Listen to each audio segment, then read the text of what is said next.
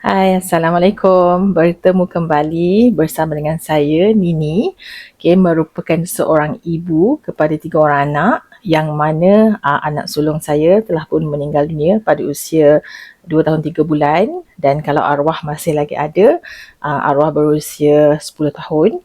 Dan sekarang ini saya direzekikan dengan 2 orang anak, 2 orang cahaya mata yang nak masuk umur 4 tahun, dan kedua-dua mereka menghidapi autism.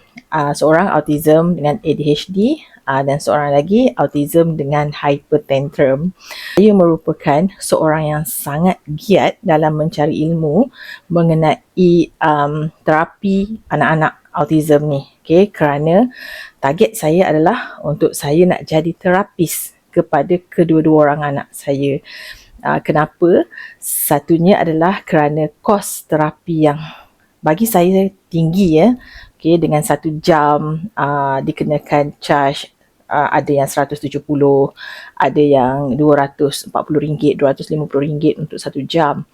Dan faktor keduanya adalah kerana saya tak boleh betul-betul rely on terapis sahaja. Kalau kata dalam 1 minggu tu kelas terapi hanyalah 2 sesi, iaitu 2 jam. So selebihnya adalah bersama dengan saya ataupun di play school. Jadi saya berpendapat bahawa saya juga perlu tahu tentang ilmu untuk menguruskan anak-anak autism ini. Jadi saya start menuntut ilmu pada usia anak saya 2 tahun lebih. So saya start mendalami ilmu mengenai autism dan cara-cara pengendalian dia. So Alhamdulillah sekarang ni dah masuk tahun kedua, saya mempraktikkan apa yang saya belajar, dan Alhamdulillah saya boleh katakan 70% dan lebih daripada 70% perangai, tingkah laku, behavior autism kedua-dua anak saya tu saya boleh katakan hilang. Tetapi anak-anak autism ni, walaupun behavior autism tu hilang, tetapi kalau kita tak tahu kaedah untuk nak maintain, behavior tu boleh datang kembali. Jadi itu pentingnya lah ilmu. Kenapa saya sangat menggalakkan supaya ibu ayah di rumah juga boleh jadi terapis kepada anak-anak autism ini, insya-Allah. Okey. Untuk video kali ini, saya nak fokuskan kepada perkara asas terlebih dahulu. Sebab selepas ini, insya-Allah, jika diberikan rezeki, rezeki masa, rezeki kesihatan kepada saya, insya-Allah saya akan berkongsi, step by step, satu persatu, apa yang telah saya apply kepada kedua-dua anak saya ini. Sebab yang menariknya adalah saya tak memandang ia sebagai musibah, walaupun saya direzekikan dengan anak autism, 2 serentak kembar anak autism, dan autismnya adalah berlainan, bertentangan.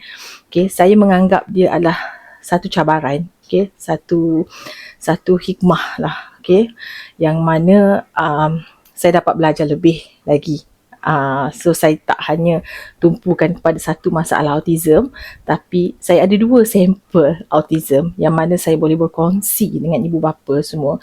Kalau arwah anak saya dahulu menghidap penyakit kronik, ada 13 penyakit semuanya, yang mana pada waktu itu pun tahun 2014, lahir-lahir je dia terus tahulah dia ada masalah pernafasan, dia tak boleh breastfeed, dan every 2 weeks akan keluar penyakit-penyakit baru, sehinggalah 13 penyakit semuanya.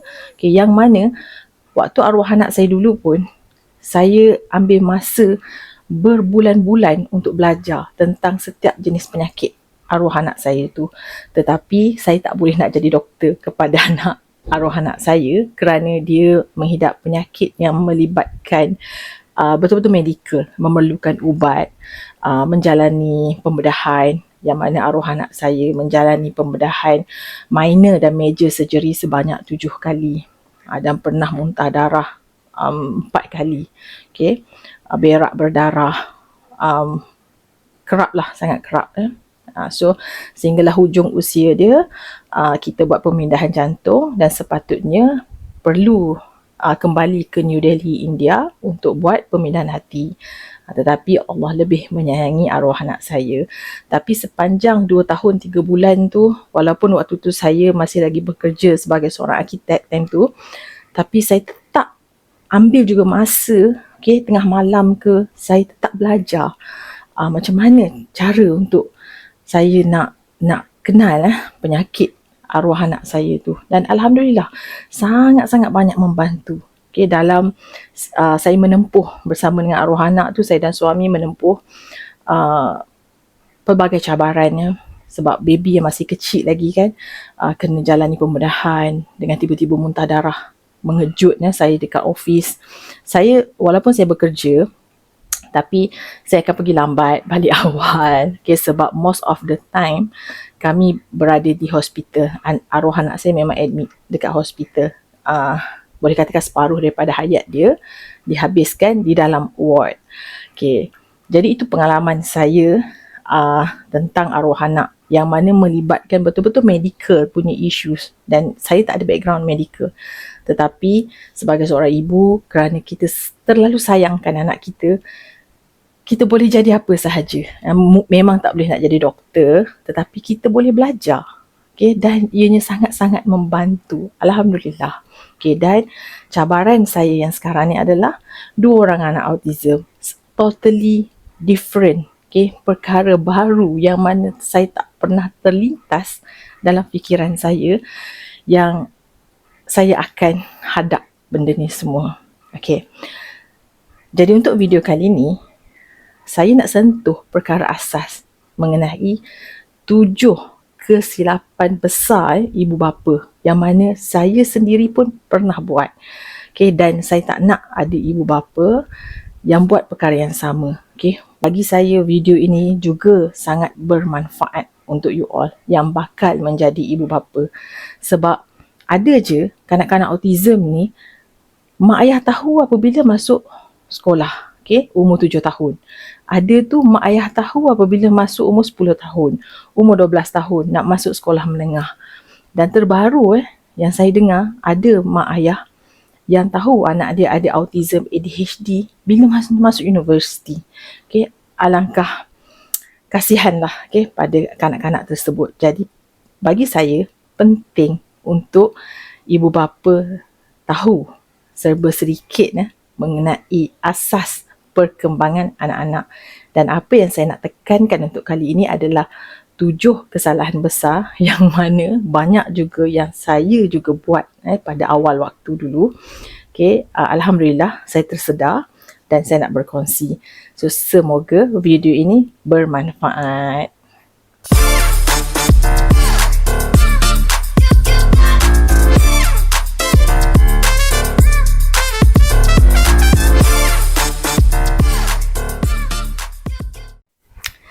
Kesalahan pertama yang ibu bapa sering buat, yang mana saya sendiri juga buat dulu pada tahun 2014 dan saya buat lagi pada tahun 2020 iaitu saya tak ambil tahu mengenai perkembangan seorang anak dari dia lahir sehingga dia umur 6 bulan, meningkat ke umur 1 tahun, ke 18 bulan dan 2 tahun dan seterusnya. Saya langsung tak ambil tahu. Kenapa pada tahun 2014, waktu arwah anak saya lahir, iaitu anak sulung lah, time tu anak tunggal kan, anak first, dia lahir dalam keadaan dia dimasukkan ke ICU. Saya sendiri pun tak boleh nak jumpa dengan arwah anak saya waktu tu. Arwah anak saya dilahirkan secara normal. Tapi saya tak boleh, waktu melawat arwah anak saya ni sangat-sangat limited lah.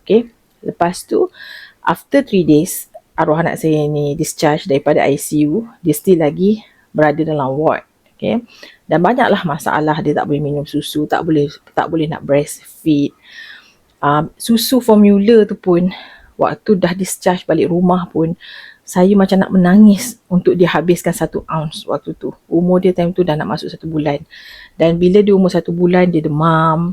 Kemudian timbul penyakit pertama, arwah anak saya ni, dia jaundice berpanjangan. kuning, berpanjangan. Memang kulit arwah anak saya ni sangat gelap sebab dia terlalu kuning. Okay, hampir nak tukar darah waktu tu. Lepas tu, penyakit kedua dia keluar, iaitu dia ada hernia, yang mana bahagian usus, bahagian bawah dia tu sakit, dia tak selesa. Jadi dia tak nak minum susu.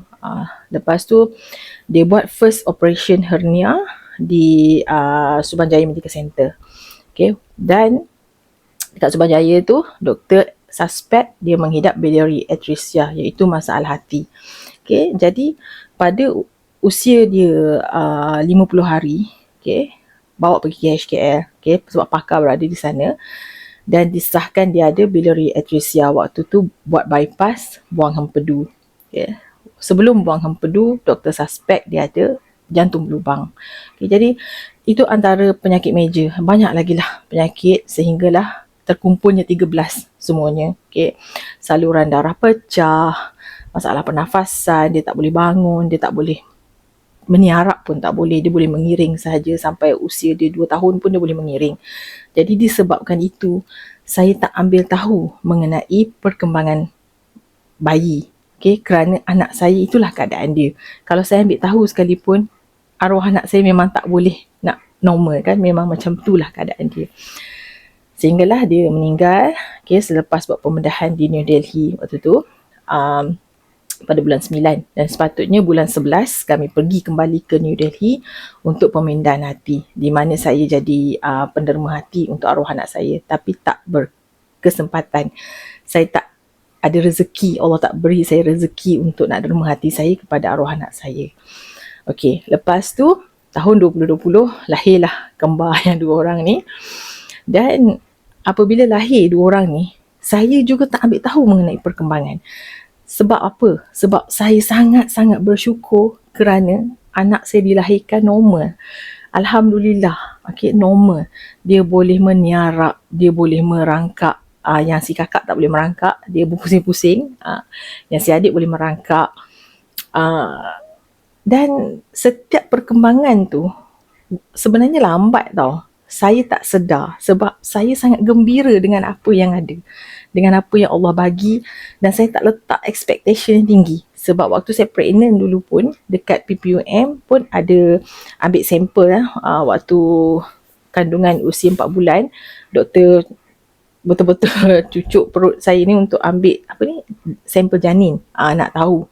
Dan kat situ ada kemungkinan lah ada masalah, dan saya tak suspek langsung autism sebenarnya, sebab doktor pun tak keluarkan result tu adalah autism. Tapi saya perlu saya diletak di bawah pemantauan. Jadi apabila anak saya lahir ni normal dari segi fizikal, okay, boleh melihat, boleh mendengar, dia boleh meniarap, semua minum susu tak ada masalah, breastfeed pun tak ada masalah, yang menyebabkan saya terlalu gembira. Jadi saya tak cakna mengenai perkembangan sebenar, sebab bagi saya Alhamdulillah, okay, ini pun saya dah okey dah. Okay. Dan sampailah anak saya usia setahun lebih, waktu tu dia memang dia kerap demam, dan bila masuk ke KPJ Kajang, dan bila dekat KPJ, doktor yang handle anak saya ni, dia tengok, dia terus ni, anak saya ni autism. Dia suspek anak saya autism. Sebab sebenarnya dia adalah pakar kanak-kanak yang bahagian tu. Okay, saya waktu tu saya macam, ya betul doktor, ni macam benda, ya Allah, apa pula ujian aku kali ni kan. So itulah kesalahan pertama yang saya buat. Tapi apabila saya tahu anak saya ni autism, dia discharge saja daripada ward, saya terus cari pusat intervensi untuk buat assessment. Saya terus cari, saya tengok waktu Bangi time tu, okay. So saya jumpa pakar dekat An-Nur Hospital, saya buat appointment dengan pakar DHUKM. Saya cari mana pakar kanak-kanak yang ni, dan saya terus buat appointment, Alhamdulillah. So, dan saya memang 3-4 kalilah saya buat assessment kepada anak saya ni, okay. Apabila kita tahu. Jadi sebenarnya amat penting untuk ibu bapa tahu perkembangan anak-anak ni sejak dari dia lahir. Biasanya bayi dari lahir hingga ke 12 bulan, kita dah nampak dah, lepas tu ke 18 bulan, okay, yang mana benda ni semua akan saya terangkan secara terperinci dalam webinar saya. Saya akan buat webinar yang komplit. Mungkin ada beberapa siri. InsyaAllah, jangan risau, ianya adalah percuma seperti yang saya janjikan. Saya tak ada terniat pun nak charge ke apa ke, dan saya akan berkongsi. Dan kenapa saya akan buat webinar yang berasingan, yang lebih privacy, sebab mungkin saya akan kongsikan video-video anak saya lah, yang mana saya rasa benda tu perlu lebih privacy. So insyaAllah selepas raya saya akan, sebab silibus semua saya dah sediakan, berdasarkan pengalaman yang saya dan anak saya hadapi dari dia lahir hinggalah sekarang 4 tahun. Dan mungkin di sepanjang saya buat webinar ni, ialah mereka bertambah usia dan macam-macam lagi perkara yang berlaku, dan saya akan terus kongsikan. Dan pada waktu sekarang ni dan akan datang pun, saya akan terus mencari ilmu, terus join mana-mana, sebab sekarang saya lebih kepada training yang berbayar, yang one to one dengan pakar psikologi kanak-kanak, pakar terapis, occupational therapist. Saya lebih ke arah situ dan insyaAllah saya akan sentiasa update dan berkongsi dengan ibu bapa semua. InsyaAllah, semoga saya diberikan rezeki kesihatan dan masa. Okey, kesalahan kedua ni alhamdulillah saya tak buat. Yang mana ramai mak ayah yang buat apabila doktor suspek anak ada autism. Dan apa yang mak ayah buat adalah fasa penafian, iaitu kita panggil denial. Kalau doktor dah suspek tu, dia nak sedapkan hati dia. Dia nak sedapkan hati dia, dan dia pun mengharapkan family support ni, sistem sokongan keluarga dia ni pun menghala ke arah penafian juga. Yang mana datuk dan nenek kepada anak tu akan kata, oh tak ada masalah, tak apa, dulu pun pakcik pun macam tu juga, tapi okey je, elok je kan, macam gitu, macam gini kan. Jiran sebelah tu kat kampung sana sini macam tu juga, anaknya lahir semua ni besar okey je, siap boleh jadi engineer apa semua kan. Jadi ada lagi doktor-doktor sampingan dalam keluarga ni yang bagi support supaya mak ayah ni juga menafikan keadaan anak. Bagi saya, satunya tak perlu nak menafikan, sebab itu adalah anak kita. Jadi tak salahnya pun kita keluarkan sedikit duit, 200 ke 300 macam tu, pergi buat assessment. Kalau anak kita ni terapis cakap, oh tak ada masalah, normal, semua okey, alhamdulillah, kita balik dengan gembira. Tetapi kalau ada masalah, terapis akan bagi nasihat dan akan dirujuk kembali kepada pakar kanak-kanak, yang mana sebenarnya early intervention ni adalah sangat penting. Saya bersyukur sebab saya tak buat kesalahan tu. Saya apabila doktor bagi tahu dia suspek anak saya autism, doktor ni pun dia cakap kat saya pun bukanlah keadaan serius pun, dekat ward dia, I rasa anak you ni, sorry to say, tapi I rasa dia macam ada autism. Doktor cakap macam tu tau. So better discharge. Saya pun, doktor biar betul kan. Tak adalah, anak saya normal macam okey je. So doktor cakap, tak apalah, pergi check, pergi buat assessment. Anak saya discharge, terus saya bawa pergi assessment. Bukan saya nak puji diri saya sendiri, sebab saya tak suka delay. Penafian ni tak menyelesaikan masalah, bahkan menambahkan lagi masalah. Banyak kita dengar sekarang ni, anak tahu autism, ada ADHD apabila sekolah rendah yang aliran perdana ni reject anak. So waktu tu dah agak terlambat, tapi boleh lagi nak diperbetulkan. Tapi kesiannya apa? Kesian dekat anak. Bila mak ayah menafikan macam ni, anak dalam tempoh dia umur 2 tahun, bila dia dah start tahu sehingga dia 7 tahun tu, 5 tahun tu, dia akan menjalani fasa dia develop perangai-perangai autism tu.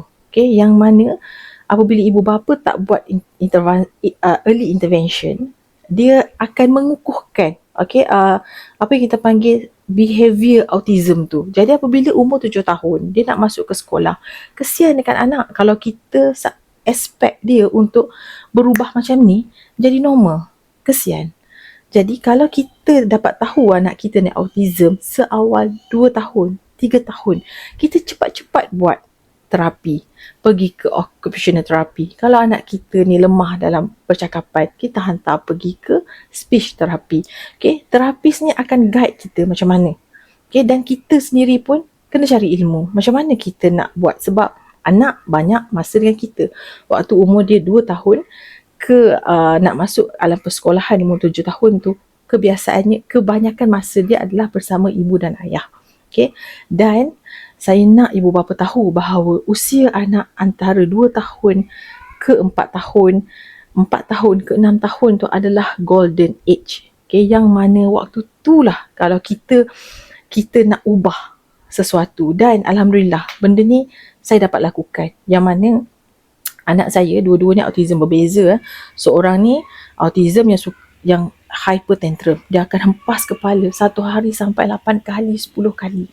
Saya belikan topi kan, pakai yang boleh ni kan, dia tanggal. Dia sengaja nak sakitkan diri dia.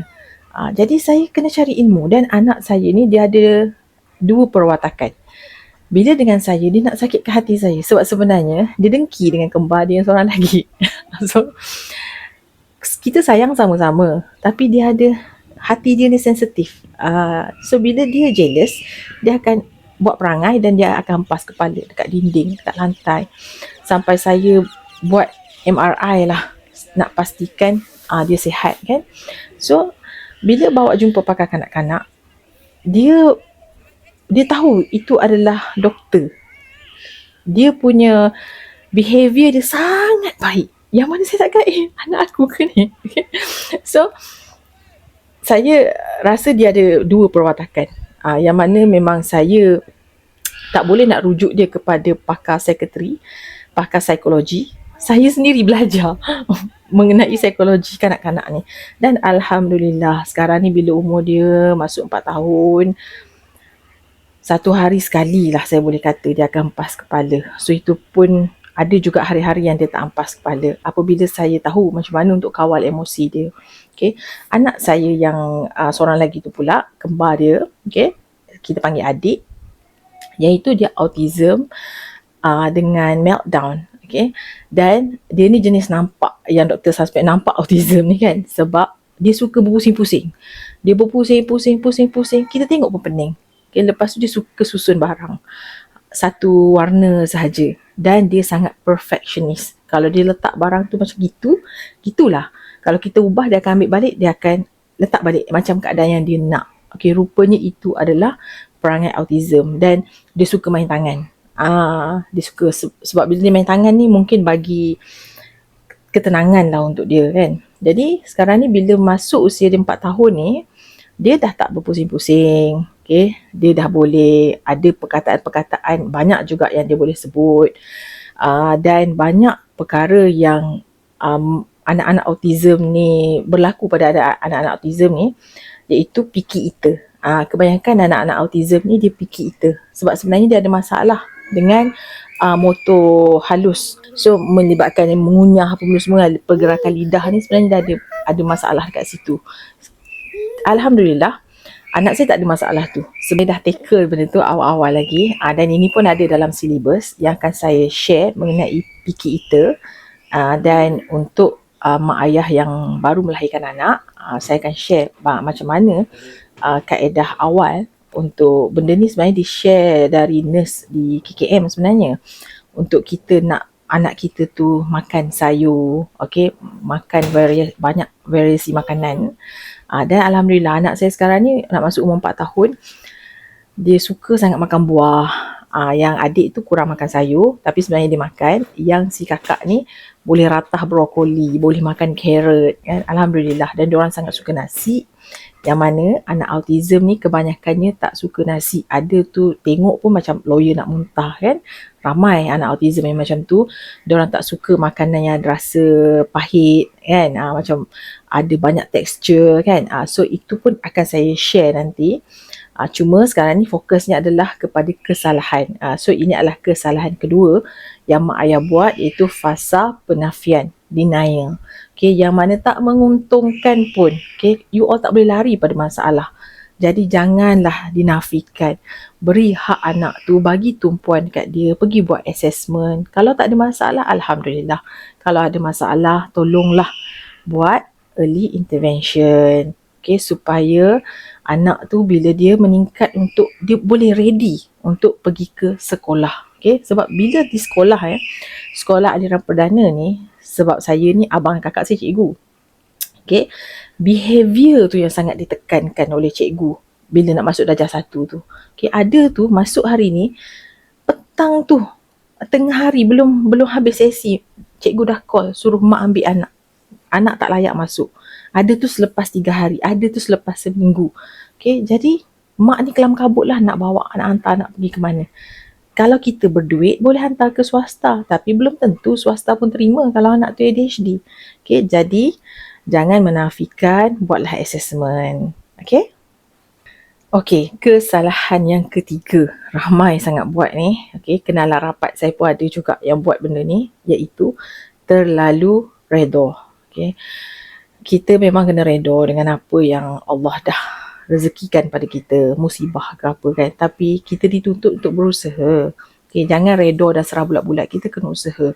Okay, sebab barulah Allah akan ubah nasib kan bila kita berusaha. Dan yang menyedihkan ni, ada yang ada education tinggi, okay, pun dia ada perangai redha ni. Dia sebenarnya malu. Dia malu dengan masyarakat, dia malu dengan adik-beradik yang lain, takut pandang anak dia ni lain. Sebenarnya tak perlu nak malu pun. Okay, sebenarnya kita lebih respect mak ayah ni yang berusaha. Okay, berusaha nak anak dia pulih, betul tak? Okay. Ada juga kes yang dia ada kekangan dari segi keuangan, okay, financial problem. Okay, sebab ada yang bila ada anak masalah ni, berlakulah perceraian kan. Jadi dari segi ekonomi keluarga tu akan ada masalah lah, banyaklah memberi kesan. Dan antara perkara yang disacrifice, dikorbankan adalah terapi anak-anak ni. Sebab kos dia adalah tinggi. Jadi saya harap sangat mak ayah yang nampak anak tu kurang normal macam orang lain, okay, kalau memang tak ada duit untuk nak hantar pergi terapi, tolonglah follow webinar yang akan saya buat nanti. InsyaAllah saya akan kongsi, okay, pengalaman. Nak kata saya nak mengajar, saya bukanlah pakar terapi. Okay, saya, apa yang saya boleh kongsikan dah berdasarkan pengalaman saya dan apa yang saya belajar lah daripada pakar-pakar. Okay, jadi jangan terlalu redha. Okay, kena usaha. Lepas usaha, kita tawakal. Okay, lepas tu kita bersyukurlah apa Allah bagi. Okay. Macam anak saya, kalau nak ikutkan, memang bila saya flashback balik kan, dia punya autism behavior tu memang sebenarnya obvious. Tapi disebabkan saya tak tahu perkembangan kanak-kanak, jadi apabila saya belajar, bila saya flashback balik, ya Allah, okay, suka main tangan, suka pegang botol. Lepas tu senyap, tak ada suara. Sampai umur 2 tahun dia tak ada suara. Okay, apabila saya buat terapi, occupational therapy, speech therapy, barulah ada. Waktu tu pun, waktu saya buat speech therapy tu pun, bila saya tengok terapis tu buat macam boleh buat sendiri je, tapi sebenarnya dia orang ada kepakaran. Okay, saya waktu tu saya underestimate. Jadi bila saya tahu, saya belajar, rupanya banyak lah benda-benda. Memang ya, terapis dia tahu apa yang anak kita perlukan. Okay, cuma tugas kita ibu bapa, kita kena pastikan kita hantar ke pusat terapi yang betul. Sebab ada juga yang nakkan yuran tu sahaja sebab bayarannya mahal kan. So tak baguslah benda tu kan. Jadi kita, mak ayah kita kena cerdik, cari pusat terapi yang betul. Yang kerajaan pun banyak sebenarnya, boleh google, banyak sebenarnya. Okay, jadi kesalahan ketiga adalah terlalu redha, yang mana pun sama macam fasa penafian tadi, cuma redha ni pun lebih bagus lah daripada penafian. Tapi tak ada usaha, tak berguna juga. Okay, kesalahan yang keempat, kesalahan besar yang keempat yang sering mak ayah buat adalah terlalu serahkan tanggungjawab untuk pemulihan anak ni, dia terlalu serahkan kepada terapis. Okay, itu pun ramai. Mak tak ambil tahu. Mak tahu hantar, lepas tu ambil. Okay, bila terapis explain, okey. Tapi bila sampai rumah, tak buat apa-apa. Mak sibuk dengan anak-anak yang lain, sibuk memasak ataupun mak bekerja kan sibuk. Jadi betul-betul serahkan pada terapis. Apabila anak ni perkembangan dia lambat, tak seperti yang di-expect, mak ayah ni akan salahkan terapis. Kalau mak ayah yang hantar daripada pukul 8 pagi sampai 5.30 petang, okey kan. Tapi malam tu still lagi mak ayah kena tahu tentang psikologi anak, kena tahu nak menguruskan emosi anak. Okey, ini pun saya akan share nanti. Okey, jadi mak ayah kena ada pendidikan juga mengenai anak autism, anak ADHD ni. Tak boleh serahkan bulat-bulat pada terapis. Okay, ini kesalahan keempat ramai yang saya jumpa. Kalau anak kita tu berpenyakit yang melibatkan operation, melibatkan ubat, ya, kita tak boleh nak memandai-mandai, nak adjust ubat, nak hantar pergi operation, suka hati kita tak boleh.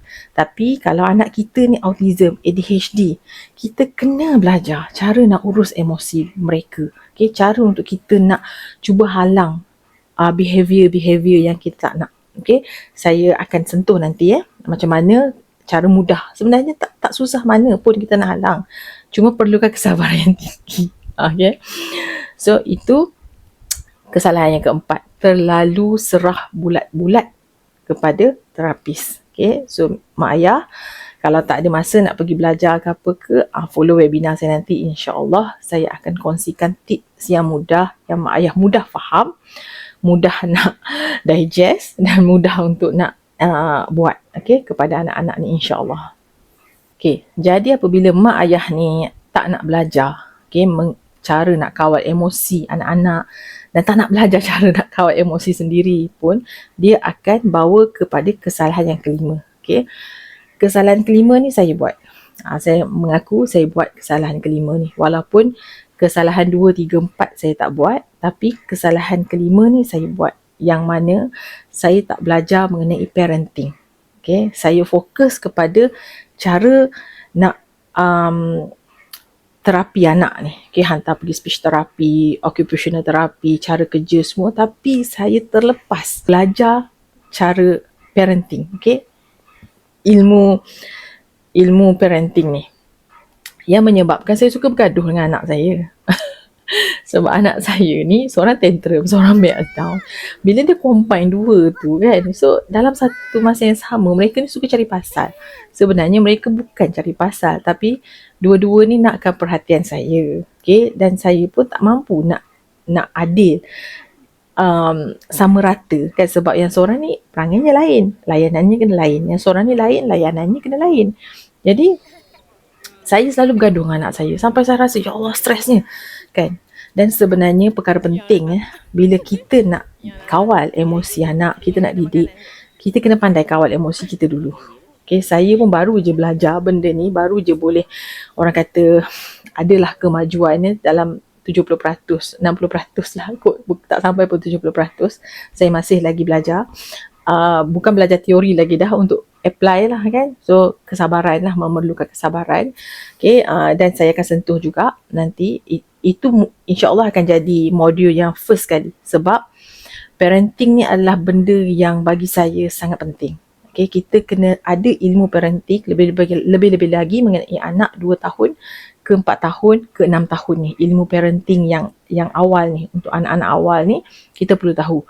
Bila kita tahu kawal emosi kita, kita tak anxiety, kita tak depression, barulah kita boleh kawal anak-anak kita dengan penuh kesabaran, dengan penuh keikhlasan, dengan penuh kasih sayang.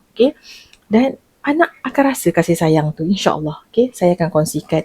Jadi kesalahan kelima adalah mak ayah diingat bila dia ada anak, kaedah ibu bapaan tu dia datang satu package. Sebenarnya tak. Kita kena belajar parenting ni.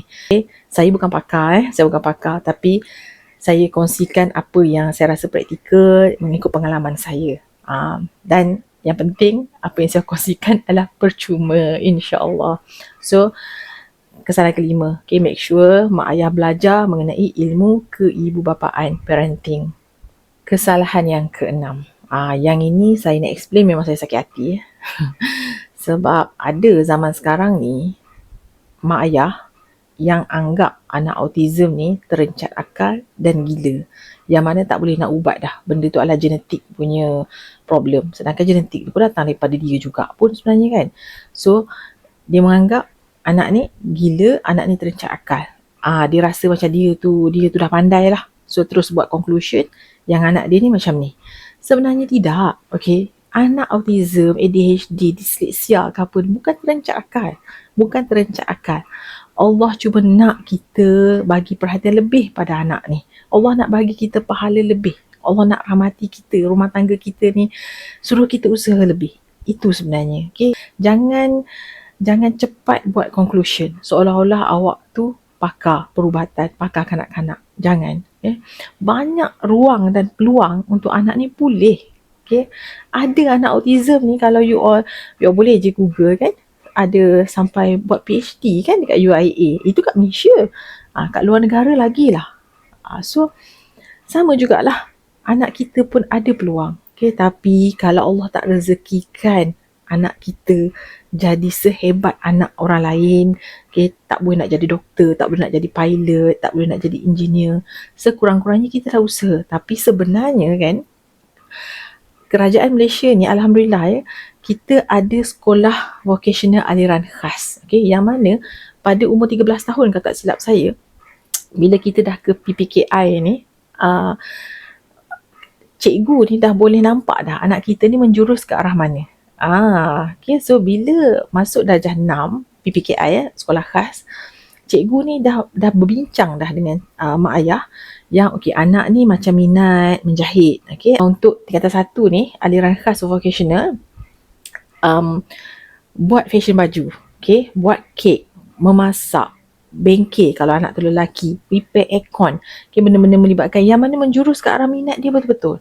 Dan dia diberi masa yang cukup panjang untuk dia diajar, diperhatikan dengan pakar lah. Cikgu ni, cikgu pendidikan khas ni sebenarnya pakar, ada yang ada master tau. Jangan kita underestimate pendidikan khas ni. So kalau kita dah prepare anak kita ni, so anak kita ni insya-Allah boleh. Walaupun lah tak boleh jadi doktor pun tak apalah kan. So yang penting kita usaha. Okay, Allah, insya-Allah Allah berkati segala usaha kita tu. Kita dapat ganjaran ke atas setiap usaha kita tu. Betul tak? So, kita boleh halakan anak kita ni ke arah bidang yang dia minat tanpa streskan dia. Kita pun tak stres. Yang bestnya, sekolah aliran khas vocational ni setahu saya dia adalah asrama.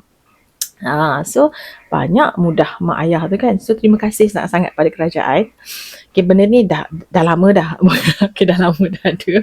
Saya bukan sokong mana-mana kerajaannya, tapi benda ni memang dah lama dah ada. Okay, cuma ramai yang tak tahu. Saya sendiri pun baru tahu. Bila saya mengikuti kursus-kursus ni, baru saya tahu. Okay, so itu kesalahan yang ke-6. Melabelkan anak tu tanpa you belajar pun, you bukan pakar, you dah label anak tu macam-macam. So, tolong jauhi sifat macam tu, sebab kita mak ayah, anak tu adalah amanah. So kesalahan yang terakhir, kesalahan yang ke-7 adalah tiada perancangan, berputus asa. Okeylah bawa pergi terapi, tapi tak ada perancangan. Okeylah apa terapi suggest ke apa benda tu, okey. Okey, tak ada perancangan. Dia okey je, asalkan anak tu keluar daripada rumah pukul 8 sampai pukul 2 ke, pukul 8 sampai pukul 5 ke, dia ambil pukul 5, ambil layan kat rumah semua, besok tak sabar-sabar nak hantar anak, kan? Tak ada perancangan. Tapi sebenarnya sampai bila anak tu akan masuk fasa umur 7 tahun, dia nak pergi ke sekolah, akan masuk fasa umur 13 tahun, dia nak ke sekolah menengah, betul tak? Macam yang saya explain tadi lah. Okay, jadi kita sebenarnya kena ada perancangan. Kita rancang dulu. Contoh ya, anak kita sekarang ni umur 2 tahun. Okay lah, kita buat terapi, speech therapy, occupational therapist tu semua. Tapi kita dah ada aim. Okay, anak kita ni bila umur 4 tahun kita nak hantar ke mana? Ke mana sebenarnya? Dan pada masa tu pun kita kena sentiasa research mengenai perkara-perkara yang, sebab benda ni akan berubah mengikut peredaran masa kan. Mungkin kerajaan ada bagi bantuan lain ke, ada sediakan perkhidmatan lain ke apa kan, yang lebih bersesuaian. Jadi kita kena selalu ada buat research. So kita kena ada perancangan. Macam saya letak expectation saya ni, anak saya ni memang tinggi lah expectation tu. Saya expect anak saya boleh jadi seorang doktor. Yang kakak, yang adik saya expect dia boleh jadi seorang pilot. Saya dah kumpul duit untuk anak saya ni sebab flying school bukan murah. Flying school mahal. Okay. Sekarang ni pun dah 400,000 kan. Tapi tak apa, saya letak je target. Okay. Capai ke tak capai ke, mungkin dia tak capai, mungkin level rendah sikit daripada itu kan. Tapi okay, sekurang-kurangnya bila kita ada target, kita ada direction, kita ada drive, kita pun ada gear untuk kita nak pergi. Sebab kita ada direction tu. Tapi kalau tercicir disebabkan kita dah usaha, tercicir, tak ada rezeki, akan ada rezeki lain insyaAllah kan. So sekurang-kurangnya kita letak target setiap fasa. Target jangka masa pendek, target jangka masa sederhana, jangka masa panjang. So bila kita ada target, kita pun dah sediakan dah dari segi keuangan. Macam saya setiap bulan ada amount yang saya simpan untuk saya nak capai ni, anak saya nak jadi pilot ni, saya kena kumpul 1 juta. Okay. Dalam webinar saya nanti pun insyaAllah saya akan ajar macam mana kaedah-kaedah dari segi financial, pengurusan keuangan anak. Kalau kita kekangan keuangan, insyaAllah saya akan kongsikan juga cara-cara at least kita menabung untuk anak kita kan. Okay. Tapi kalau kita ni ada kemampuan yang lebih, ada jalan dia untuk kita nak, sebab saya merupakan seorang pakar pelaburan, okay, dan juga pengurusan harta pusaka orang Islam. Jadi ni memang kepakaran saya lah.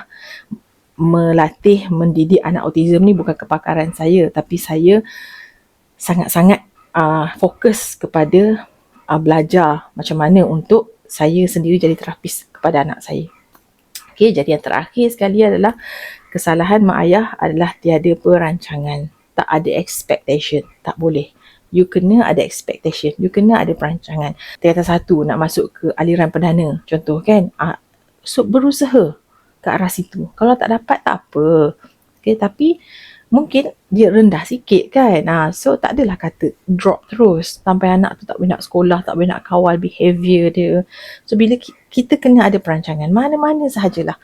Even anak tak ada autism pun kena ada perancangan. Anak ada autism lagilah memerlukan perancangan yang halus dan terperinci. Macam saya sekarang ni, anak saya baru masuk umur 4 tahun. Tapi tuan-puan dengar kan, saya dah tahu dah mengenai sekolah aliran khas vocational.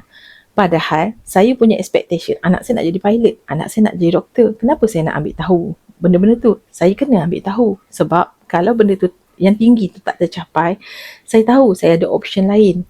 Jadi sebabkan tu sangat penting untuk saya berkongsi.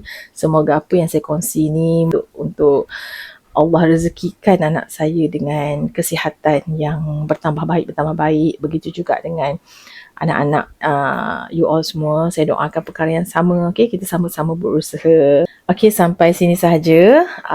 7 kesalahan besar yang biasanya mak ayah buat.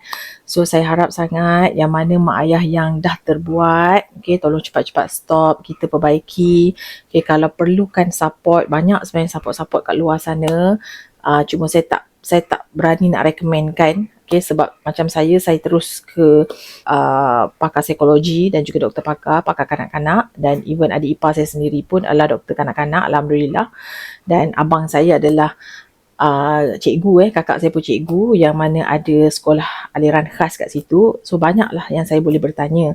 Dan kalau mak ayah ada kekeliruan, ada soalan, okay, perlukan pendapat, okay, boleh message saya, boleh tanya. In fact, saya akan buat satu grup WhatsApp, okay, saya akan salurkan informasi bertulis dekat situ.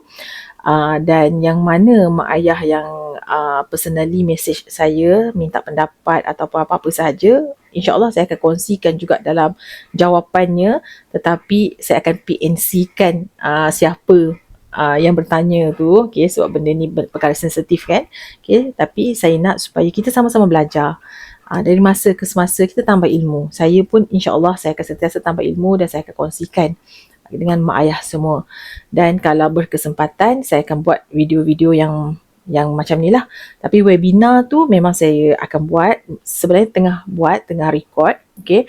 Cuma dia agak panjang dia punya ni. Agak panjang beserta dengan slide. agak detail juga. Dan disclaimer kat sini ya, semua perkongsian saya yang saya kongsikan di YouTube ataupun di webinar adalah berdasarkan pengalaman peribadi saya semata-mata, tidak ada kena-mengena dengan mana-mana entiti, mana-mana jabatan, mana-mana sponsor ke apa, tak ada kena-mengena. Okey, semuanya adalah berdasarkan pengalaman saya sendiri daripada pembelajaran yang saya belajar. Okey. So, kalau ada salah dan silap, saya mohon maaf. Dan kalau ada mak ayah ada pandangan, ada cadangan yang lebih baik lagi ataupun ada kekurangan dalam apa yang saya sampaikan, boleh komen dekat YouTube. Saya terbuka untuk terima komen. Cuma jangan kecam Okay. Sebab mak ayah yang ada anak autism ni, emosinya perlu dijaga dengan begitu rapi sekali. Okay, saya suka untuk berada di circle yang positif. Okay, jadi saya mengharapkan mak ayah juga adalah boleh kawal supaya kita sentiasa positif, kita sentiasa bersyukur kan. Tapi saya faham ya, ada kesusahan dari segi keuangan, masa, stres dengan pasangan, apa benda semua, banyak masalah mak ayah. Saya faham mungkin tak faham 100%, tapi kalau perlukan tempat untuk mengadu ke apa ke, boleh text saya personally. Mungkin kalau saya tak reply, saya akan ambil masa, sebab benda ni mungkin saya kena rujuk pada pakar kan. Jadi saya akan ambil masa untuk reply, dan saya harap saya boleh reply melalui grup WhatsApp yang saya akan buat nanti. Tapi grup tu saya akan hide lah nombor phone mak ayah apa benda semua, so masing-masing tak tahu. Okay, so jangan risau, benda tu adalah PNC. Tapi saya nak ada satu sistem support, okay, yang saya akan bagi insyaAllah, okay, supaya dapat meringankan beban, okay, walaupun hanya dengan kata-kata, okay, dengan jalan penyelesaian, cadangan, tapi insyaAllah boleh banyak membantu dan meringankan beban mak ayah yang menghadapi situasi anak-anak autism dan ADHD yang susah untuk dikawal ni. Dan saya juga perlukan pengalaman mak ayah. Okay, kalau nak bagi cadangan, pandangan, saya amat alukan supaya, yelah, kalau mak ayah ada anak yang dah besar kan, umur 18, 25 ke contoh kan, yang mana yang ada anak-anak muda autism ni, kita perlukan pengalaman daripada senior-senior ni, jadi kita sama-sama lah berkongsi supaya Allah lebih mempermudahkan urusan kita, memurahkan rezeki kita, okay? Direzekikan dengan anak-anak yang sihat, keuangan yang stabil, keluarga yang bahagia, ada pasangan yang memahami, saling sayang menyayangi, anak-anak yang soleh-solehah. So itu lebih penting sebenarnya daripada wang ringgit, iaitu pasangan yang memahami, okay? Anak-anak yang soleh, keluarga yang bahagia. Alright, so sampai sini sahaja. InsyaAllah kita bertemu lagi. Selamat Hari Raya. Maaf zahir batin, segala salah silap. Kalau ada yang kata-kata saya mengguris perasaan, saya minta maaf banyak-banyak. Segala yang baik datang daripada Allah. Yang tak baik itu semua dari kelemahan diri saya sendiri. So, bawa kereta hati-hati. Assalamualaikum. Selamat Hari Raya. Maaf zahir batin.